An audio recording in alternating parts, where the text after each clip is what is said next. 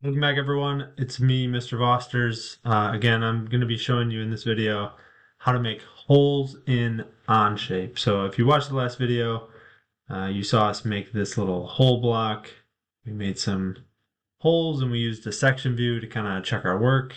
And then we finished by making this drawing with our hole callouts. So in this video, we're going to be making a little bit more complex block here. We've got 6 different holes.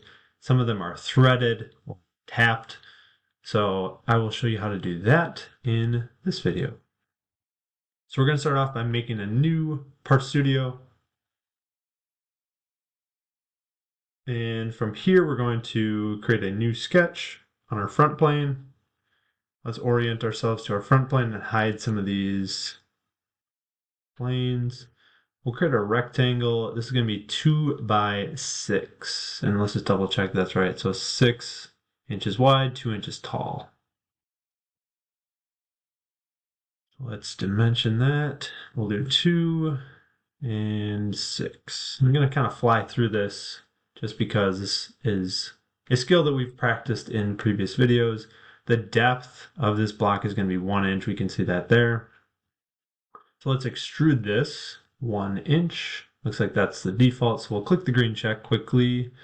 And we're ready to create a new sketch on top where we can do our holes. So remember, we're not just going to jump in and start making holes with like an extrude or a circle. We're going to make some points first. So we'll start by making the points kind of right off this midpoint. So if you hover over the sides, you'll get this little yellow square that you can go off of. And I accidentally clicked there. I didn't want to do that. So you just want to hover over it, and then you can drag to the right, and you can start to place these points.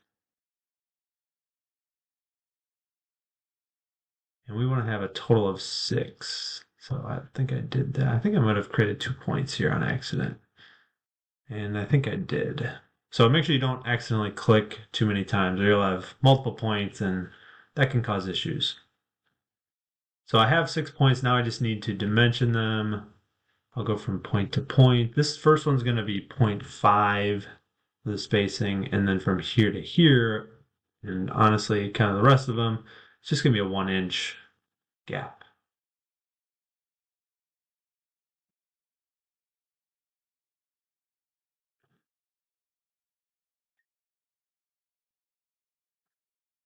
And everything is black, which means it's fully constrained.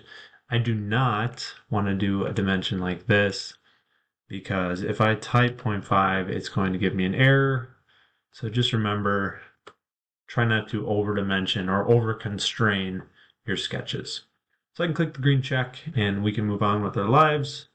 We've got our block, we've got some points on top that we can turn into holes. So a lot going on in this drawing. Let's jump back, take a quick glance at it. So our first hole here is going to have a diameter of 0.422, a depth of 1.5, and then all this other stuff down here. So when you see a note like this, so this says 1/2-13-2b. If you see something like the 2b or like a little fraction at the start, that should be a giveaway that you've got a threaded or tapped hole. Another giveaway is when you're looking at the drawing, you'll notice that we've got edges of the hole, and then right next to it, there's another hidden line. So that's where those actual grooves of the tapped hole will kind of extend to. So we're going to have 2 different diameters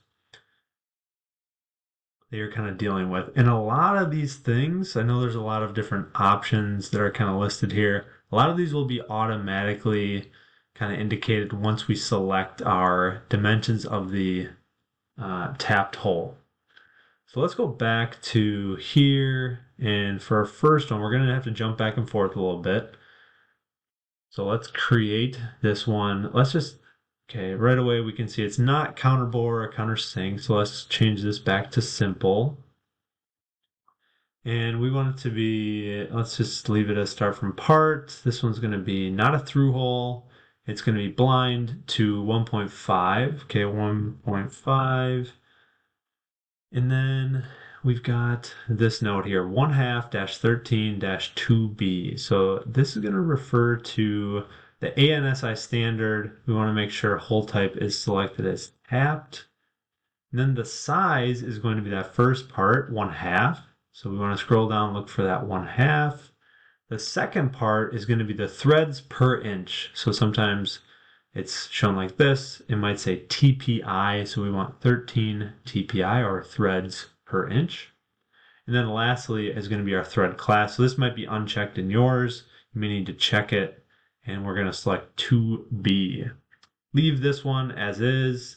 And then actually the rest of them, we're pretty much going to leave as is. The only one we need to change is how deep our tap is actually going. And our tap depth is 1.5 as well. So the full hole is going to be tapped. So 1.5 there.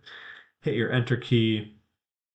And we should see that we have a tapped hole now. If I go to my section view, just like in the last video, I'm going to turn this on. And let's go halfway through, so -0.5. And there we go. We can see over here 1/2/13, and it looks good. So let's trust the process and go on to our next hole. So we need to turn sketch 2 back on so that we can actually see our points we created. Let's create a new hole. This one now is going to be counterbored with a depth of 0.25. It's going to be a 0.201 through hole. And again, a lot of this stuff is going to be automatic based on how we set up our threaded portion. So let's set that up first and let's make sure the rest falls into place. So 1/4 inch, 20 threads per inch, class 2B. It's going to be a through hole. So let's switch this right away to, instead of blind, switch it to through. We're going to be counter bore. And it was 1/4 of an inch for the size, and then 20 threads per inch, class 2B. The counter bore diameter is 0.438 and the depth is 0.25, which is exactly what it is over here. So that looks good. And then even the diameter, we know the size is 1/4 of an inch. That's going to automatically update to 0.201 for us. So that all looks good. Like I said, we don't actually have to type in a lot of this stuff. It'll automatically be populated once we set up our threads. So that looks good. We'll move on to the next one. Make sure you're pausing the video, slowing it down, going back if you're missing any of these details. I'm kind of just cruising through to make sure I keep this video concise. So third hole is going to be a through hole. Looks like it's counter bore. And this one's not threaded, so we're going to have to actually type a lot of this stuff in. So let's switch it to a through hole counter bore. It's going to have a diameter of 0.680. Instead of ANSI, we're going to make it just custom because it's not threaded. So this was 0.380. Enter 0.680, and then a depth of 0.25, 0.680. And our depth of our counter bore we can leave. So that's it for that one. Click the green check. Next one is going to be a counter sunk hole that has a 3/8 inch size, 16 threads per inch, class 2B through hole. So next one, let's make that one. So this is a counter sink. That was 3/8, 16 threads per inch. So size, this is tapped, 3/8, 16 threads per inch, class 2B. Everything else should be automatic.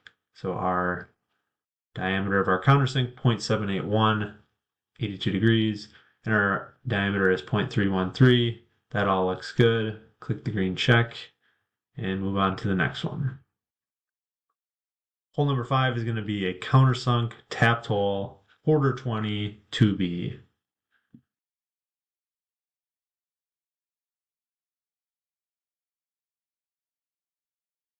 So counter bore, 1/4 2B.